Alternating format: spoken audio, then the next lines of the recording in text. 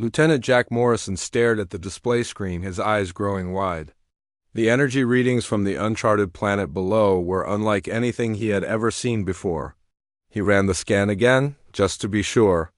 The results were the same. "Captain Wells, you need to see this," Jack called out. Not taking his eyes off the screen, Captain Diane Wells moved across the bridge of the USS Frontier with purpose, her boots making soft thuds against the metal floor. She leaned over Jack's shoulder, her short gray hair falling forward slightly as she examined the readings. "What am I looking at, Morrison?" she asked, her voice carrying the weight of 20 years in deep space. "Energy signatures that don't match anything in our database, Captain. They're artificial, but the patterns are beautiful, almost like music translated into energy." Captain Wells straightened up and looked through the main viewport at the blue-green planet rotating slowly below them. They had been mapping the Cygnus system for 3 weeks without finding anything remarkable. "Until now, assemble a landing party," she decided. "You, Dr. Taylor, and security officers Patel and Garcia. Keep communications open at all times." Jack nodded, trying to contain his excitement. 6 years aboard the Frontier, and this was his first chance to be part of a first contact situation. He had joined Earth's deep space program hoping for exactly this moment. The shuttle ride down was bumpy. Officer Patel piloted skillfully through atmospheric turbulence while Dr. Sam Taylor checked their environmental suits one last time. "Remember," Sam said, adjusting Jack's helmet seal, "we have no idea what's down there. The atmosphere reads as breathable, but there could be pathogens our systems haven't detected." Jack nodded. "Full protocol, I know." The shuttle broke through a layer of clouds, and everyone fell silent. Below them stretched a vast city of curved structures that seemed to grow from the landscape rather than being built upon it. The buildings shimmered with a pearly iridescence, but many were cracked or collapsed. Smoke rose from several areas. "My God," Garcia whispered, "is that ... a city?" "Was a city," Patel corrected grimly as she guided the shuttle toward a relatively clear area. "Looks like we're too late for the welcoming party." They landed in what appeared to be a central plaza. Jack's heart sank as he stepped out onto the alien soil. What should have been humanity's greatest moment first contact with an alien civilization had instead become an investigation of a disaster. "Spread out, but stay within visual range," Jack instructed, falling into his role as team leader. "Look for survivors or any clue about what happened here." The air smelled of ozone and something sweet like burnt sugar. The buildings around them were made of a material that seemed part crystal, part metal. Many structures had collapsed, leaving piles of shimmering debris. The destruction looked recent. Jack approached what appeared to be a public building. The entrance had collapsed, but there was a gap large enough for him to peer through. He activated his suit light and shined it inside. "Hello?" he called out, knowing his suit's external speakers would translate his voice. "We're from Earth. We're here to help." Only silence answered him. He was about to turn away when he heard a faint sound, something between a whimper and a musical note. Jack froze, listening intently. There it was again. "I think I found something," he radioed to the others. "Eastern side of the plaza, building with the dome top." Jack carefully picked his way through the rubble, following the sound. The interior of the building opened into a vast space with a partially collapsed ceiling. Sunlight streamed through the gaps, illuminating floating dust particles. In the center of the room lay several bodies definitely not human, with elongated limbs and blue-tinted skin. And one of them was moving. Jack rushed forward, his heart pounding. The alien figure was smaller than the others, perhaps younger. Her skin was a luminescent blue, and instead of hair, she had what looked like thin, silver filaments flowing from her scalp. Her large, almond-shaped eyes were solid silver with no visible pupils. She was pinned under a fallen beam, struggling weakly. When she saw Jack, she became still, those strange silver eyes widening.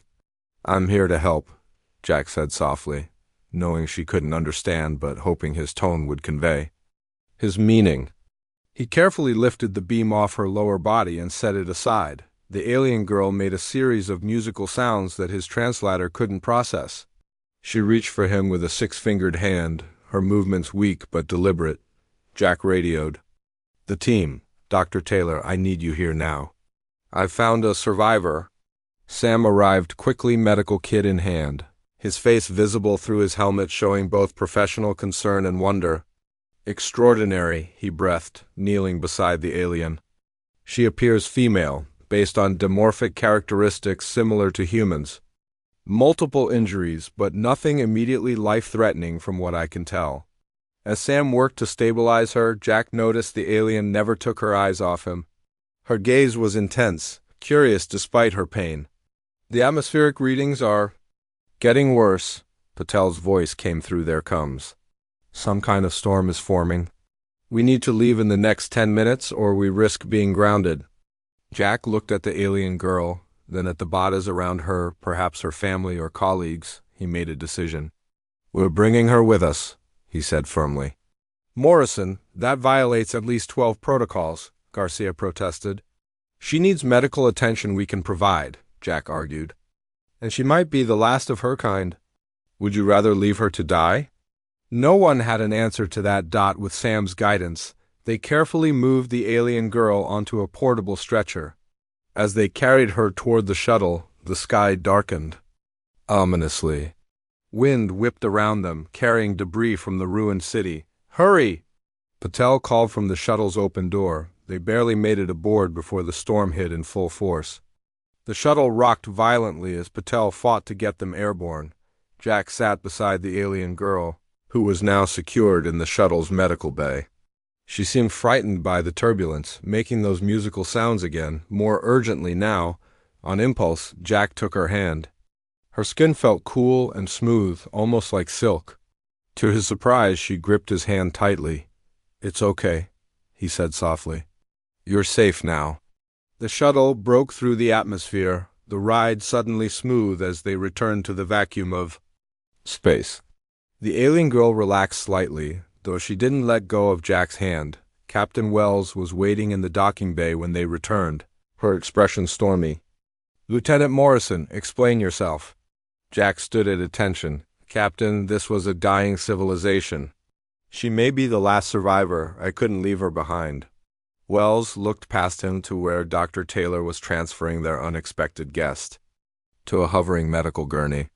"You've potentially exposed this ship to unknown pathogens, violated first contact protocols, and made a unilateral decision that affects this entire crew," Wells said coldly. "But what's done is done. Dr. Taylor, take her to quarantine. Morrison, you'll remain with her as liaison." "You brought her aboard. She's your responsibility," Jack nodded. "Yes, Captain." As he followed the gurney toward the medical bay, Jack felt the weight of what he'd done. His career might be over, but looking at the alien girl, somehow both so different and yet so vulnerable, he knew he'd make the same choice again. In the quarantine room, the ship's AI began working on a translation algorithm based on the sounds the alien made. Hours passed as Jack sat nearby, watching Dr. Taylor run tests and administer treatment. Eventually, the alien girl regained more awareness. She looked around the medical bay with obvious curiosity before her silver gaze settled on Jack. She spoke. And for the first time, the ship's translator produced words. "They come, they hunt, they destroy." Jack leaned closer. Who's coming?" The alien girl's expression changed, showing what Jack somehow recognized as fear despite her alien features. The translator processed her next words clearly. "They're coming for all of us." The alarm blared throughout the USS Frontier, its harsh sound jerking Jack awake from his uncomfortable sleep in the chair beside the alien girl's bed. He had stayed in the quarantine room all night, working with the ship's AI to improve the translation program. "All hands to battle stations." "This is not a drill," Captain Wells's voice echoed through the ship's communication system. Jack jumped to his feet, torn between his duty to report to his station and his promise to stay with the alien girl. She was awake now, her silver eyes wide with what he recognized as fear.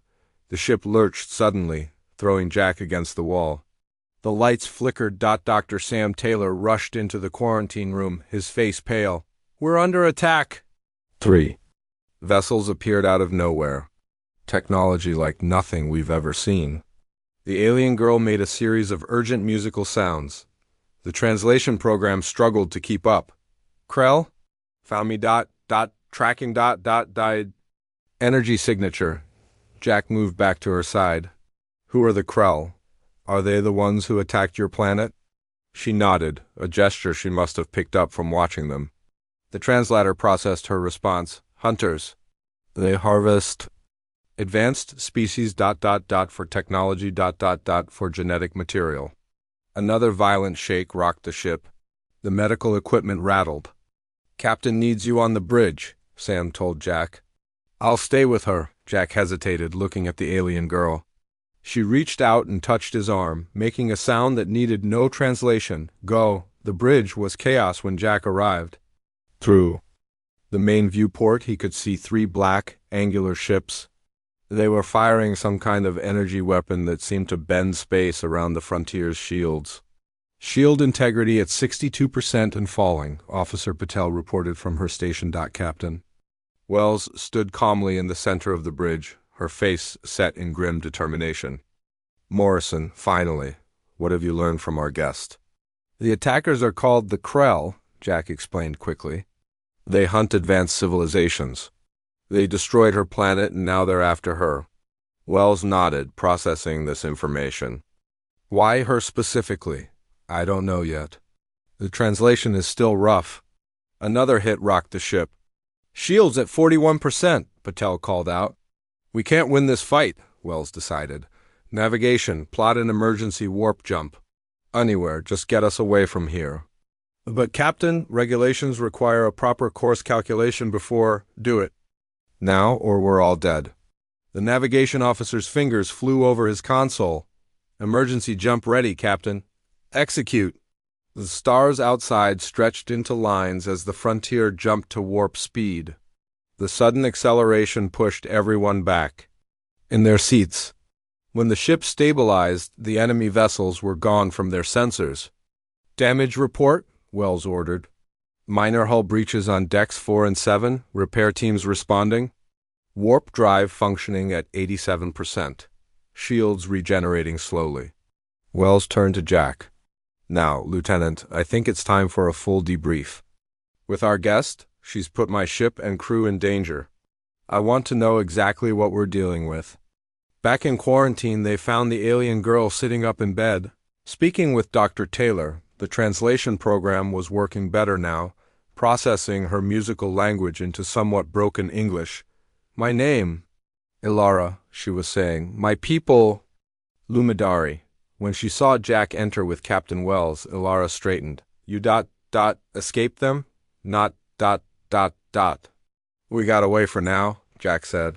But they could find us again, couldn't they?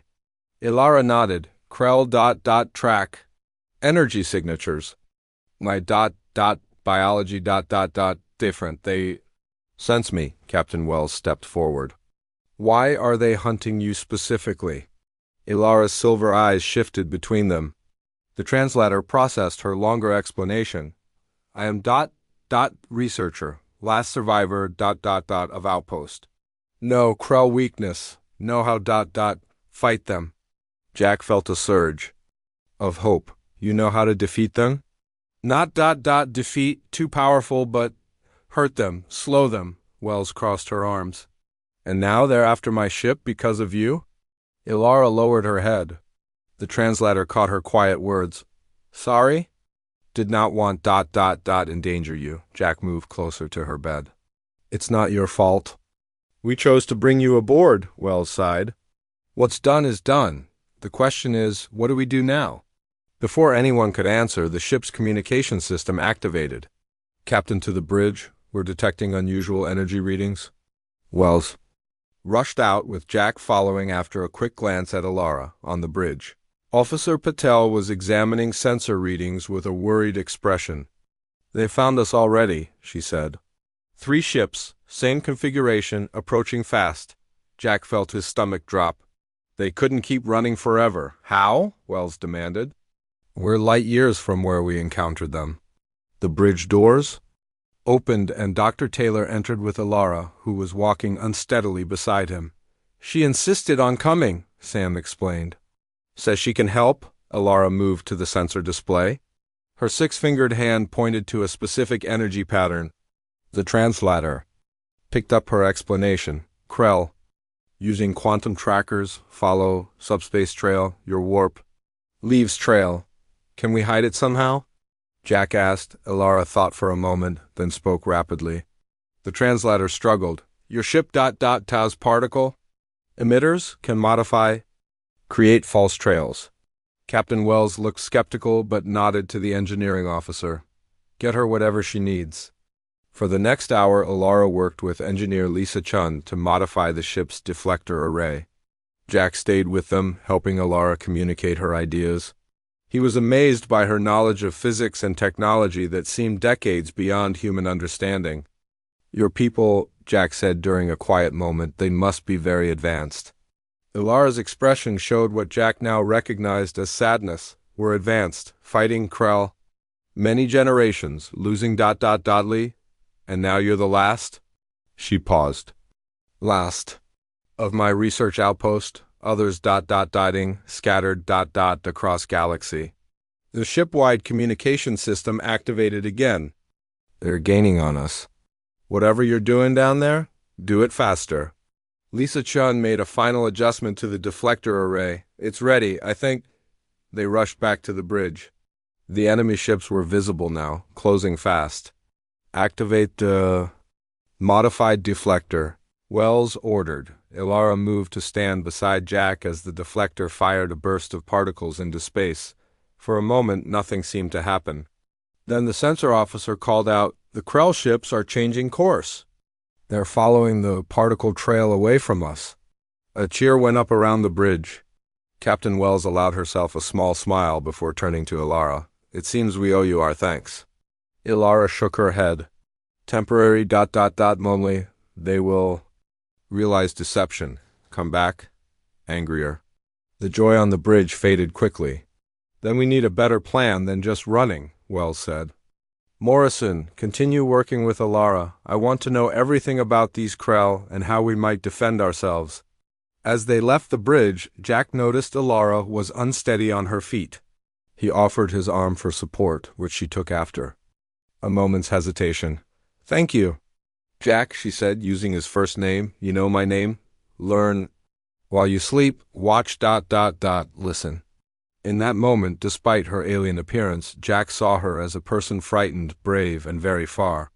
From home, as they walked slowly toward the science lab, Alara suddenly stopped and turned to him. Why ... help me, risk? Your ship ... your people? Jack thought for a moment. Because it was the right thing to do? We couldn't leave you to die. Alara studied his face with those silver eyes. Humans ... strange, illogical, but ... For the first time since finding her, Jack smiled. Not all humans, but we try. Ilara's face changed in what might have been her species' version of a smile. Try ... together.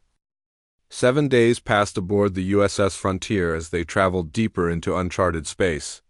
The ship's engines strained under the constant high-speed travel. Engineer Lisa Chun reported that they couldn't maintain this pace much longer without serious repairs. Captain Wells called a meeting in the command center. Jack arrived with Alara, who now wore a modified crew uniform. Her blue skin and silver filament hair still drew curious glances from crew members who hadn't yet met her, but most had grown used to her presence.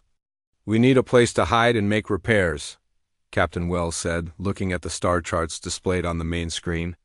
Somewhere the Krell won't find us easily. Alara studied the map, her translation now much improved thanks to the ship's AI and her quick learning. There, she pointed to a dense nebula at the edge of the chart. Radiation will hide your ship's energy signature. That's a 14-hour journey at our current speed, Officer Patel noted. Can the engines hold that long? Wells asked Lisa. Lisa shrugged. They'll have to. The ship changed course toward the nebula. Jack spent the journey in the science lab with Alara, where they had been working on understanding Krell technology and biology based on her knowledge. Your people, Jack asked during a quiet moment, what were they like? Alara's silver eyes seemed to look beyond the room. Logical, peaceful, we valued knowledge above all else. Explored stars for thousands of years, and the Krell destroyed. That, she nodded, they appear suddenly, take what they want, leave nothing alive. But why? What do they gain? Krell. Not like us, not like humans. They consume. Grow stronger with each civilization they destroy. Add technologies to their own. Add genetic material to their evolution. Jack felt a chill. How many civilizations have they destroyed?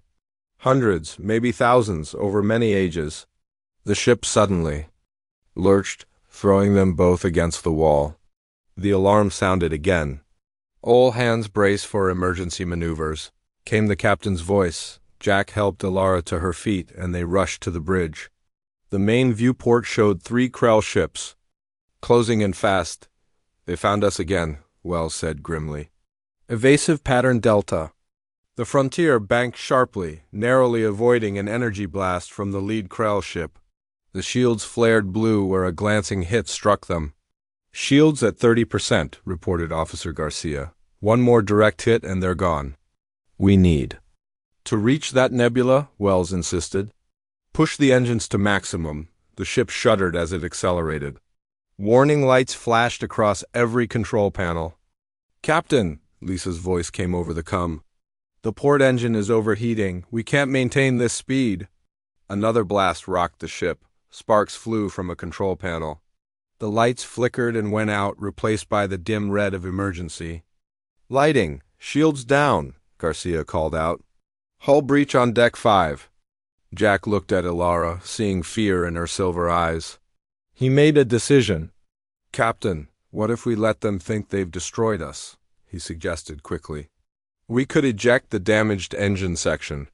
The explosion might look like a core breach. From a distance, Wells considered this for only a second. Do it, Lisa. Prepare to eject the port engine assembly on my mark. As Lisa worked from engineering, Jack guided Alara to a seat and helped her secure the safety harness.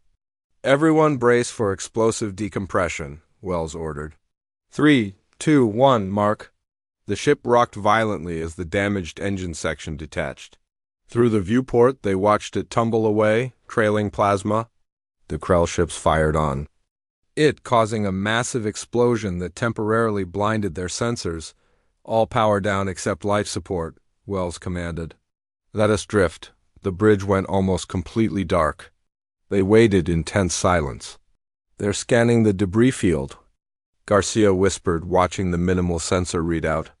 They think ... they think we're destroyed. They're turning away. No one dared to celebrate until the Krell ships disappeared from their sensors. Restore minimal power, Wells ordered. Lisa, how bad is it? We've lost one engine completely. The other is operating at 40% capacity. We can move, but not quickly. Set course for the nebula. Low power, low speed. It took them nearly 2 days to reach the nebula at their reduced speed. Inside its swirling gases and radiation, they found something unexpected, a massive structure floating in space. What is that? Jack asked, staring at the screen. Alara leaned forward. A station, not Lumidari design, older, life signs? Wells asked. Garcia shook his head. None.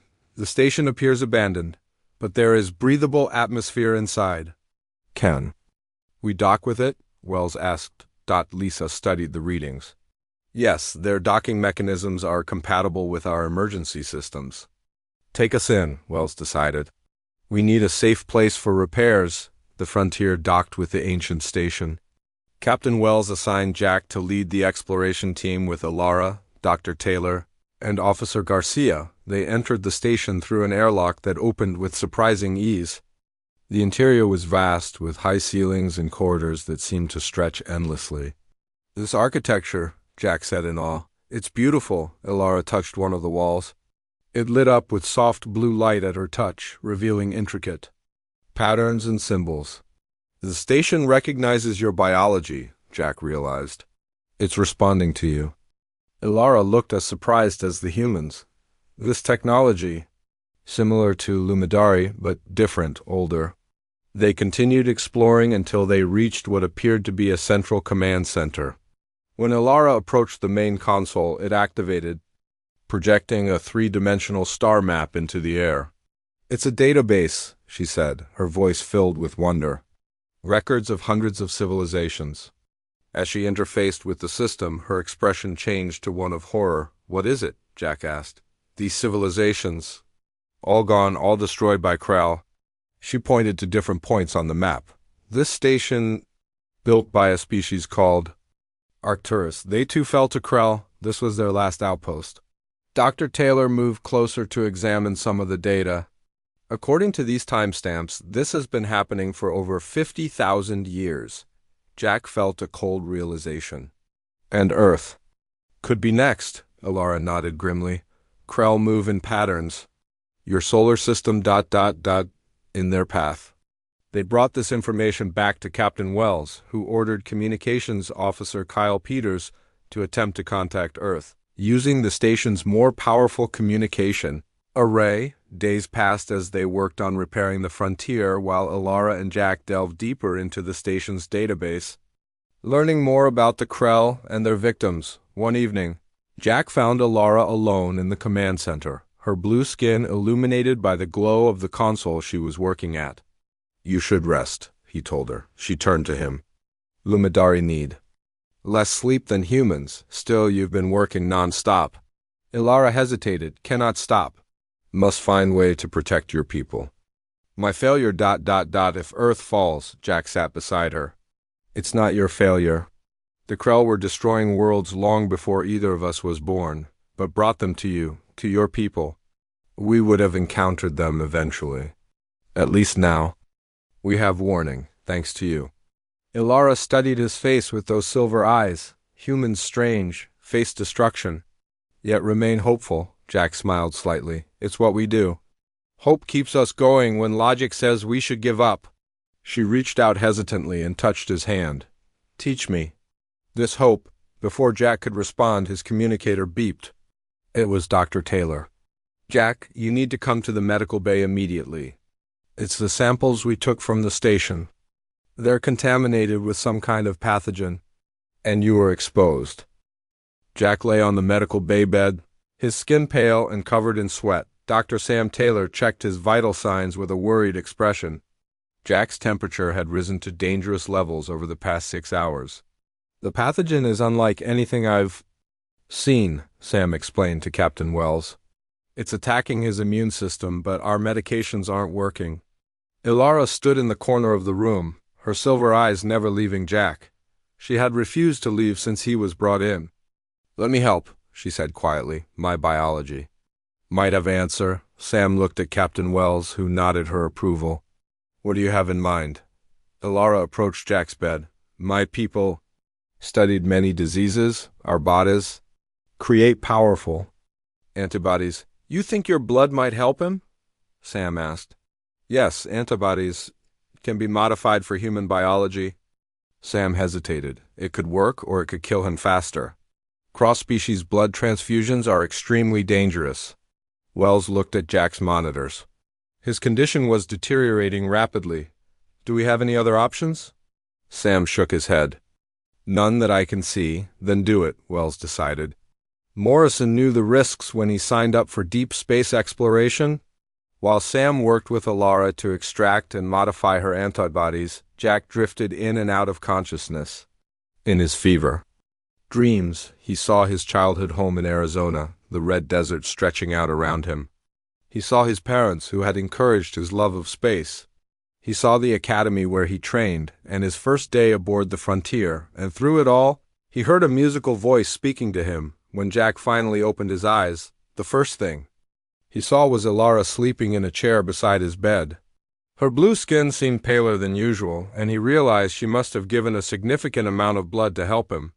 "She hasn't left your side for 3 days," Sam said quietly from the other side of the bed, "not even to eat or rest properly."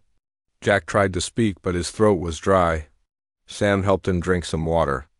"The fever broke last night," Sam continued. "Her antibodies worked. I've never seen anything like it.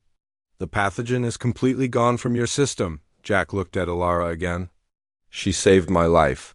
Yes, and nearly exhausted herself doing it. Sam checked Jack's vital signs. You're not completely healed yet, but you're out of danger. I'll let the captain know you're awake. As Sam left, Alara stirred and opened her eyes. When she saw Jack looking at her, she sat up straight. Jack, she said, his name sounding musical in her voice. You ... He nodded weakly. Thanks. To you, Alara moved closer. Was afraid ... would lose you. Something in the way she said it made Jack's heart beat faster. I heard your voice. While I was sick, you were talking to me. Spoke of my world, my people. Hoped you would ... hear. I did. Jack tried to sit up, but was still too weak. What else did you learn from the station while I was sick? Ilara's expression became serious. Much news, some good, some bad. Before she could explain further, Captain Wells entered with Lisa Chun and Kyle Peters. Good to see you awake, Morrison, Wells said. We have developments to discuss. Kyle stepped forward. I managed to establish contact with Earth using the station's communication array. They received our warning about the Krell. Jack felt a surge of relief.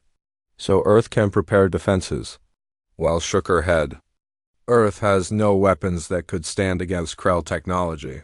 But there's more.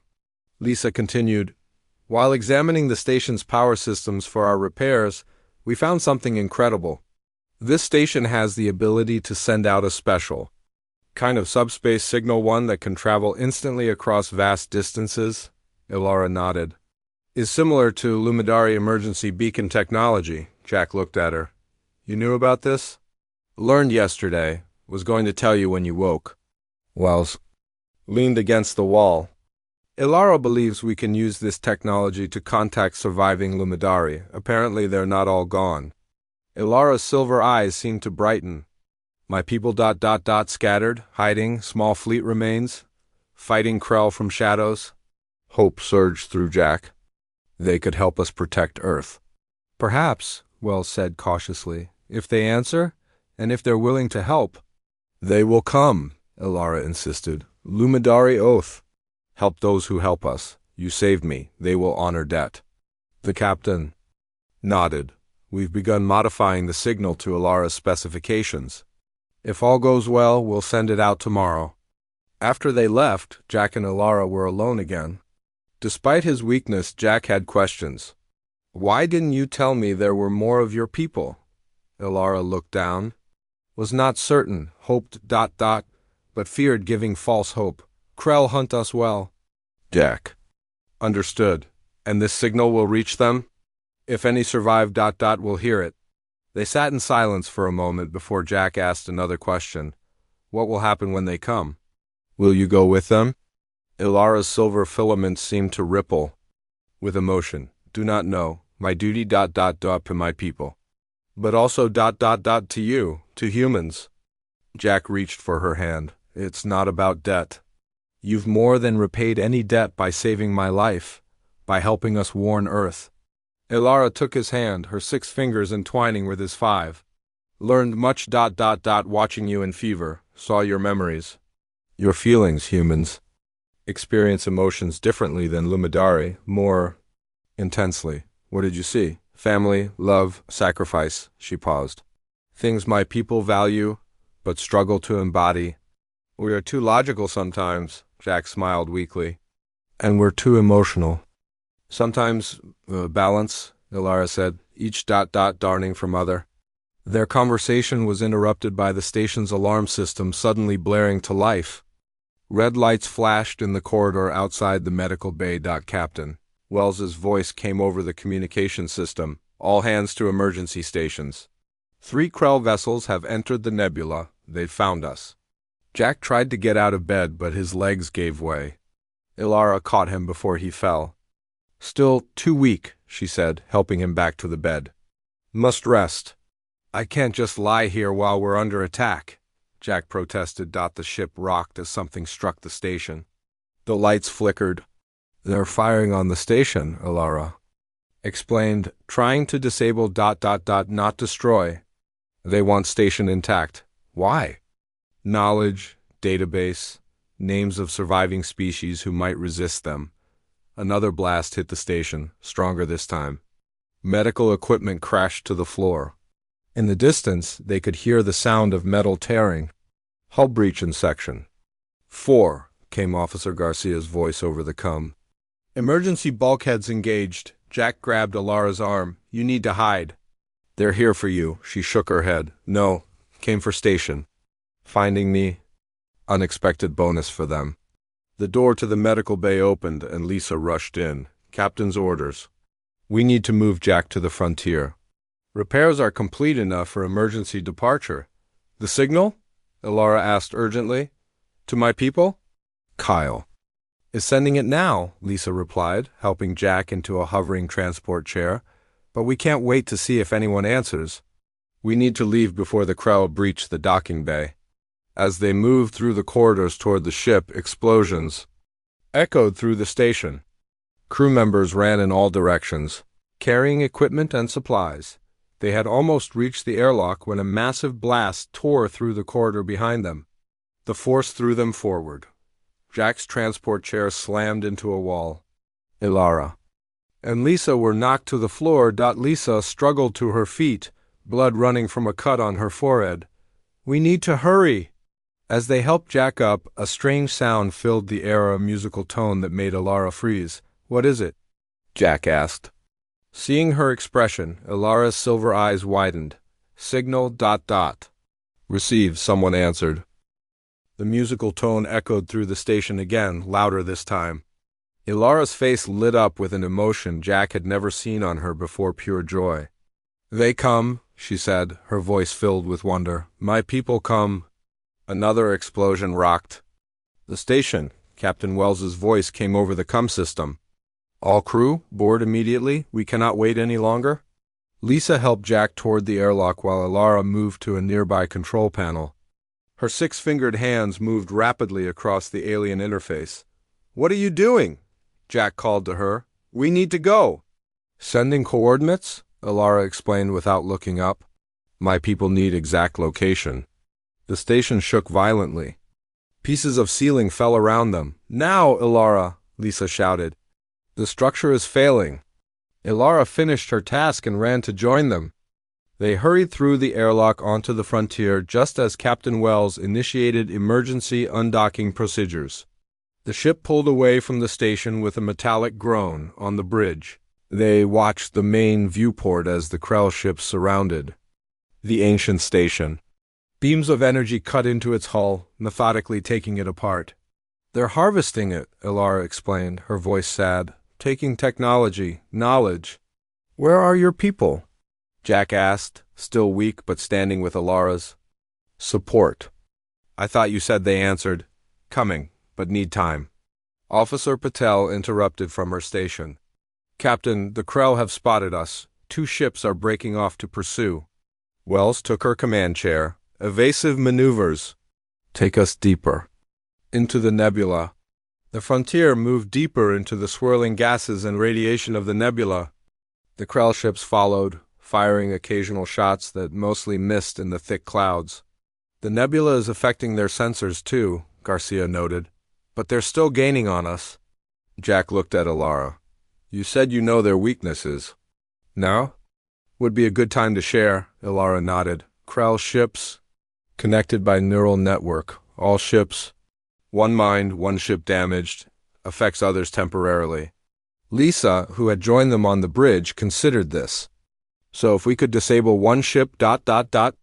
All paused briefly, Alara confirmed. Time to escape. How do we disable one? Wells asked. Alara's silver eyes met Jack's.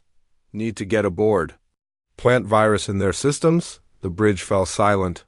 That's a suicide mission, Jack said flatly. I will go, Alara stated simply. No, Jack's response was immediate and firm. We'll find another way. Captain Wells considered their options. Do we have anything that could work as this virus? Alara nodded. Can create? Lumidari Research... Die specialty. Have been working on it... In science lab. How would we even get aboard a Krell ship? Lisa asked. Escape pod, Jack suggested, the beginnings of a plan forming. Modified to look damaged.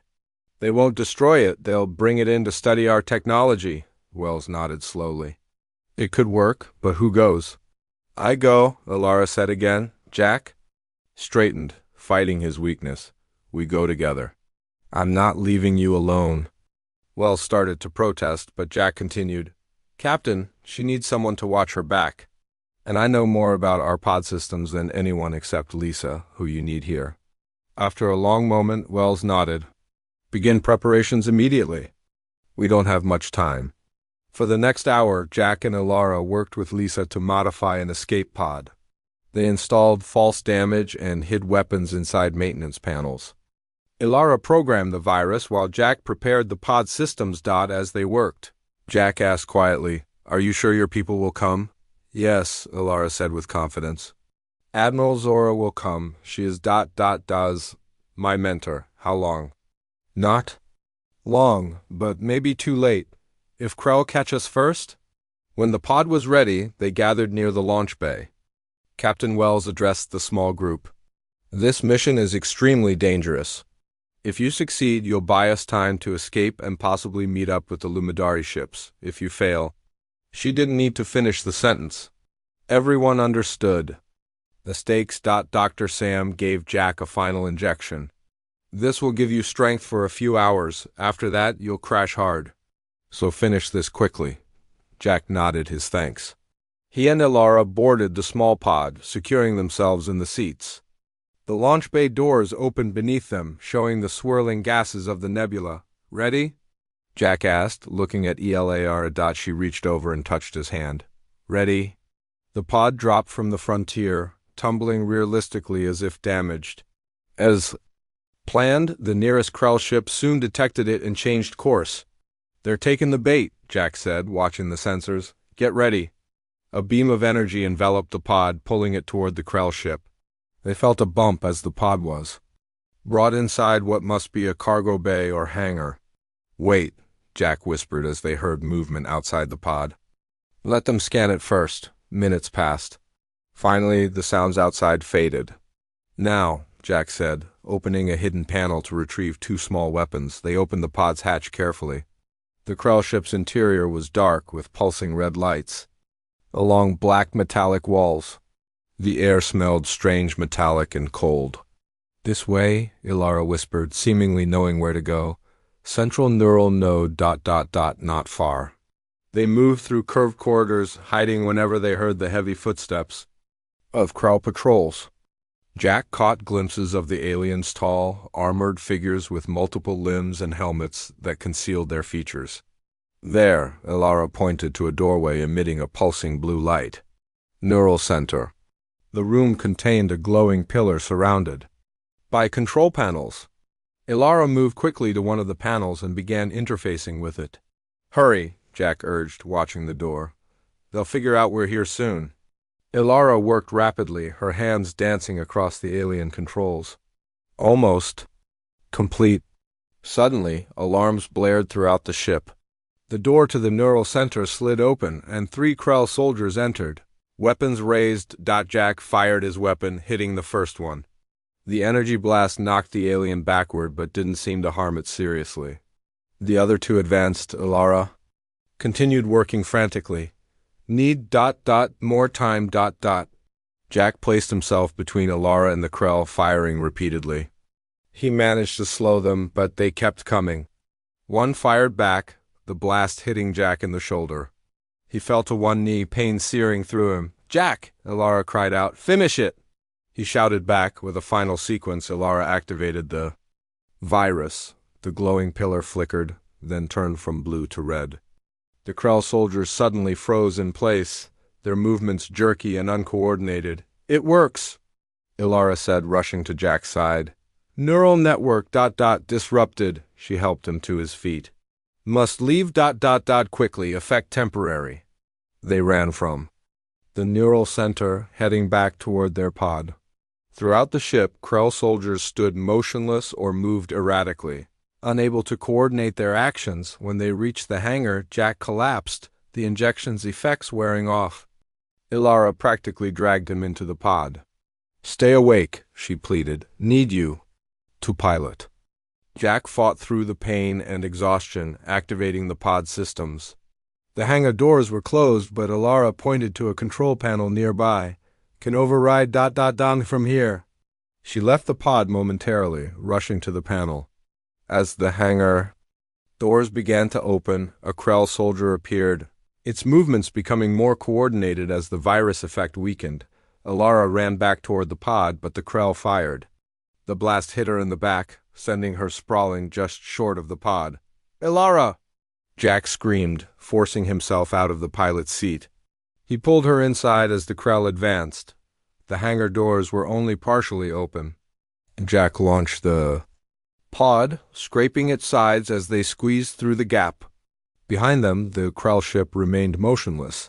Its system still disrupted. Jack checked Alara. The blast had burned through her back, but she was conscious, her silver eyes finding his. Did it ... work? She asked weakly. Yes, he assured her, applying emergency medical treatment from the pod's kit. All the Krell ships have stopped moving. The frontier is escaping.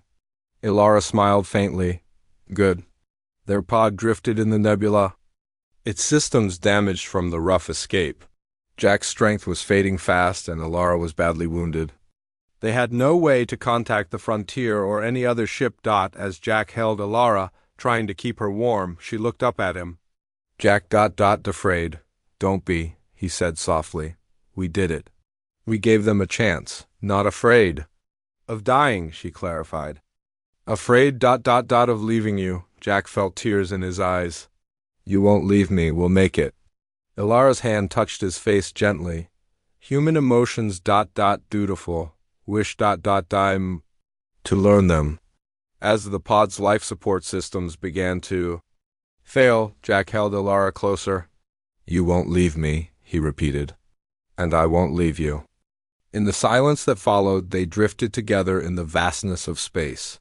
Two beings from different worlds who had found each other against impossible odds. Then, through the pod's viewport, a light appeared, growing brighter, a massive ship. Unlike any Jack had seen before, with elegant lines that seemed to flow like water, approached their pod. Ilara's face lit up. Admiral Zora, she whispered. She came.